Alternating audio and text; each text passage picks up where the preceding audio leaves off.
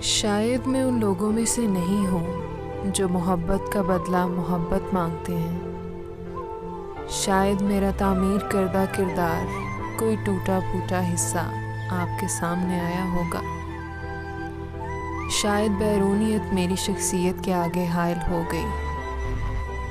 शायद मेरे जैसे इंसान जिसने उम्मीदों के बेपनाह पुल राह में खड़े कर दिए, उसे आप एक नज़र देखना भी गवारा ना करती हो।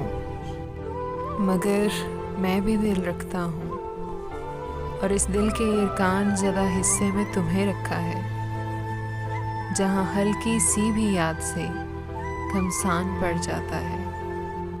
मेरी मिसाल यूँ समझ लो जैसे किसी इंसान की इंसानियत लुट चुकी हो और वो किसी खुदाई चेहरे को इंसानी रूप में देखकर मचल जाए और ज़ारों के तार रो रो कर सजदा ज़ेर होकर अपनी ज़िंदगी का मकसद मांग ले।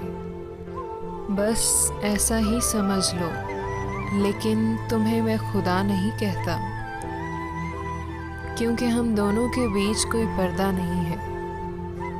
2 दिन से इस कर्ब में हूँ कि धुतकारा जाना कितना तकलीफ़देह होता है।